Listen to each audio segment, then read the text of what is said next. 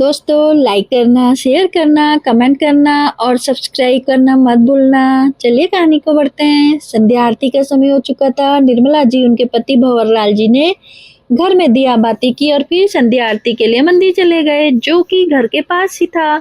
पर जाने से पहले घर की बहू सुनीता को आवाज लगा गए कि हम मंदिर जाकर आ रहे हैं, लेकिन सुनीता अपने कमरे से निकलकर बाहर ही नहीं आई।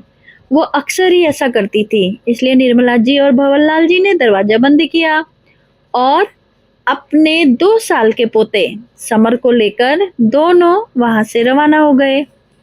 जब तक दोनों लौट कर वापस आए, तब तक बेटा सूरज भी घर आ चुका था। उसे देखते ही भंवरलाल जी खुशी खुशी प्रसाद लेकर उसकी तरफ बढ़े। अरे बेटा, तू आ गया, ले प्रसाद खा। आज तो मंदिर में बहुत ही सुंदर झांकी सजी थी। समर तो देखते ही खुश हो गया। तू और बहू भी जाकर देखा, लेकिन सूरज ने प्रसाद न लेकर चिल्लाना शुरू कर दिया। पापा, कब तक चलेगा ये सब?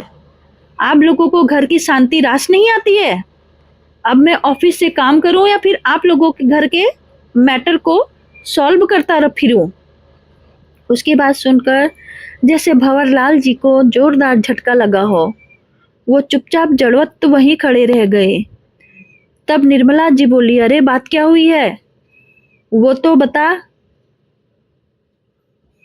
क्यों चिल्ला रहा है? अच्छा, नाटक तो आप ऐसे कर रही हैं जैसे आपको कुछ पता ही नहीं है। कब तक मैं आप लोगों का बोझ अपने सिर पर ढोती रहूं? नौकरानी बनाकर रख दिया है मुझे। आप अलग क्यों नहीं हो जाती हो? कम से कम हम तो आजादी से जिंदगी जिए।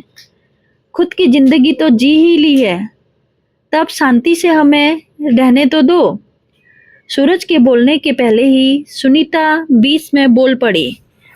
उसकी बात सुनकर निर्मला जी हैरानी से पूछने लगी कि बेटा, मुझे तो अभी भी समझ में नहीं आ रहा है, तू किस बात से नाराज है और हमने ऐसी कौन सी टोका टाकी की है तुझ पर जिससे तेरी आजादी में खलल पड़ गया? निर्मला जी ने कहा तो सुनीता जी ने सूरज की तरफ पलट कर कहा, देख लो अपनी माँ के नाटक। आपका तो यही लगता है ना कि ये मुझको टोका टाकी नहीं करती। अरे, सुबह सिर्फ इतनी सी बात थी कि मैं दाल चावल बना रही थी, बहुत दिनों से खाने की इच्छा कर रही थी, लेकिन तुम्हारी माँ ने मुझे बनाने तक नहीं दिया। अब बताओ, क्या मैं अपनी मर्जी से दाल चावल बनाकर नहीं खा सकती? यही औकात है मेरी इस घर में।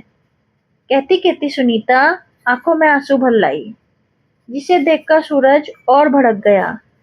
माँ, बहू को बेटी नहीं समझती हो तो बहू तो समझो, आखिर वो भी इंसान है।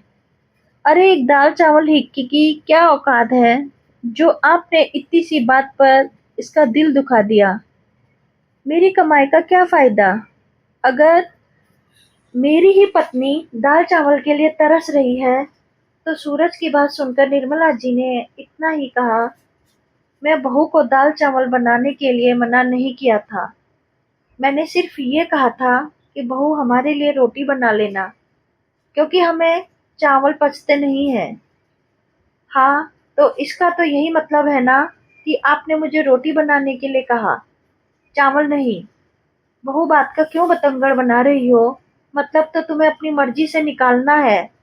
अब की बार भंवरलाल जी ने कहा, पापा आप बीच में मत बोलिए, अभी मैं आपसे बात नहीं कर रहा हूँ।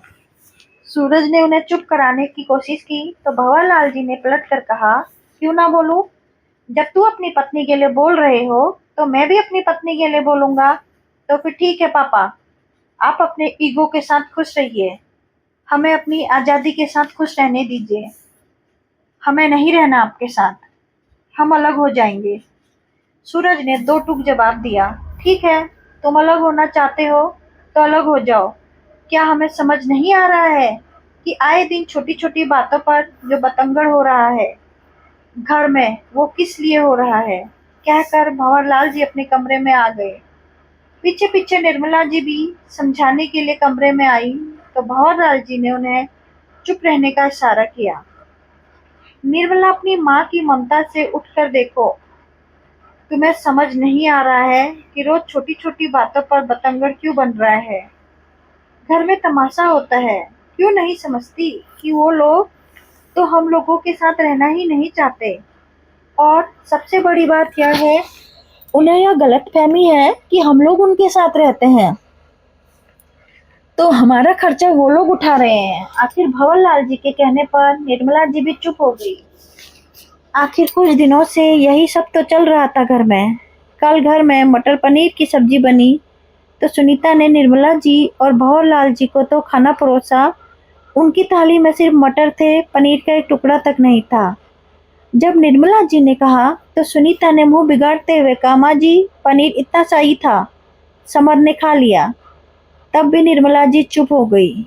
अब क्या इतना भी उन्हें समझ नहीं आता था कि एक 2 साल का बच्चा जो कि खाना भी खुद से नहीं खाता, अकेले ही भला 250 ग्राम पनीर खा सकता है, वो भी सब्जी में डाला हुआ। और भी ऐसी कई सारी छोटी छोटी बातें जो अक्सर घर में होने लगी थी। निर्मला जी और भंवरलाल जी को समझ में आ रहा था कि आखिर दोनों क्या चाहते थे, पर फिर भी दोनों चुप थे। लेकिन आज तो सूरज ने मुंह पर ही बोल दिया था। खैर दूसरे दिन सूरज और सुनीता ने अपना सारा सामान ऊपर माले में शिफ्ट कर दिया। दोनों के ही माथे पर कोई सिकन तक नहीं थी, बल्कि चेहरे पर एक सुकून था, जैसे उनकी मन की मुराद पूरी हो गई हो। उस समय हैरान परेशान बस घर में कोई था तो वो थी निर्मला जी, जो उन्हें रोकने की पूरी कोशिश कर रही थी। पर कोई रुकना चाहे तो रुके ना, जिसके मन की मनसा पूरी हो वो भला क्यों रुके। निर्मला जी ने बड़ी उम्मीद से भंवरलाल जी की तरफ देखा कि वो बच्चों को रोक लेंगे, लेकिन वो तटस्थ खड़े रहे। अब तो सुनीता और सूरज की मौज ही मौज थी। लेट कर सोना, लेट तक सोना, मन हुआ तो घर पे खाना बनाया, नहीं तो बाहर से मंगा लेना। कुछ दिन तो ऐसे ही ऐसो आराम में ही बीते। यहाँ तक कि समर को अपने मायके छोड़कर दिन शॉपिंग करना, बाहर घूम कर आना, बाहर ही खाना खाकर आना। कुछ दिन तो ये सब चलता रहा, लेकिन लोग भूल जाते हैं कि रहना तो इसी धरती पर है।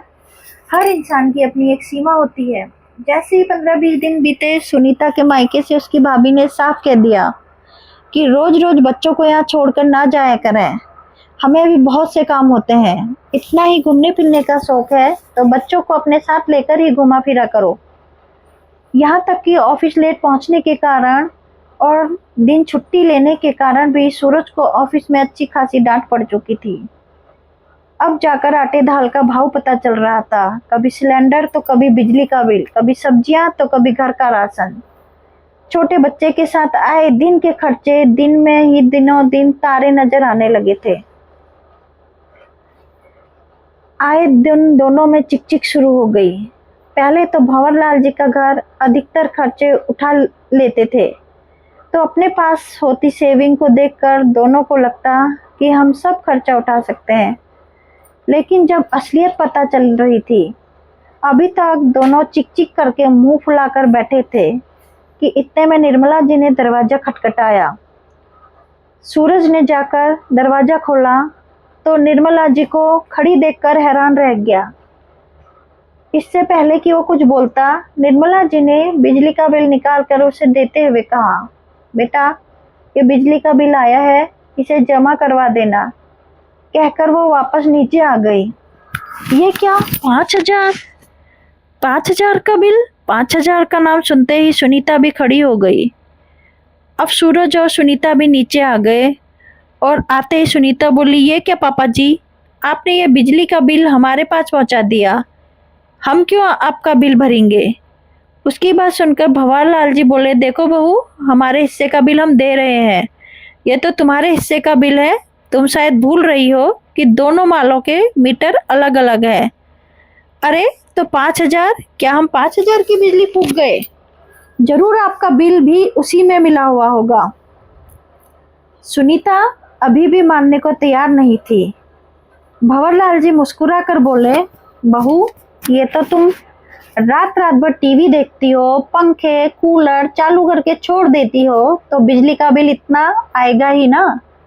वैसे भी 5,000 तो बहुत कम है।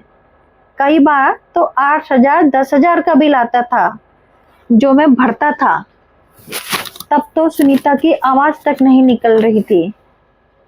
ऐसे कैसे घर चलेगा भला? अचानक सूरज ने सिर पर हाथ रखते हुए कहा, बेटा तुम्हें लगता है ना कि घर के बड़े बुजुर्ग बहुत टोका टाकी करते हैं। असल में वे लोग होते हैं जो तुम्हें कई चीजों से बचा जाते हैं। कई चीजों के खर्चे तो हम ही करते हैं और तुम्हें लगता है कि तुम हमें संभाल रहे हो, हमारी जिम्मेदारी उठा रहे हो। पर बहू तुम ये भूल गई कि तुम्हारे साथ रहती थी, हम तुम्हारे साथ नहीं। माँ जी मुझे माफ कर दो, मुझे अब समझ में आ गया है मायके वालों से रिश्ते बिगड़े सो अलग। यहाँ खुद की गृहस्थी भी नहीं संभाल पाई। सुनीता ने माफी मांगते हुए कहा तो सूरज बोला, माँ क्या हम दोबारा साथ नहीं रह सकते? नहीं बेटा, तुम अपनी आज़ादी के साथ रहो, हमें अपने हिसाब से रहने दो। अब की बार भंवरलाल जी ने कहा, पर पापा गलती तो बच्चों से ही होती है, माफ कर दो। सूरज ने हाथ जोड़ते हुए कहा, देखो बेटा तुम मेरा बेटा है इसलिए तुझे माफ भी कर दिया, लेकिन रही बात साथ रहने की तो अब नहीं। एक बार बर्दाश्त कर चुके हैं पर अब बर्दाश्त नहीं होगा।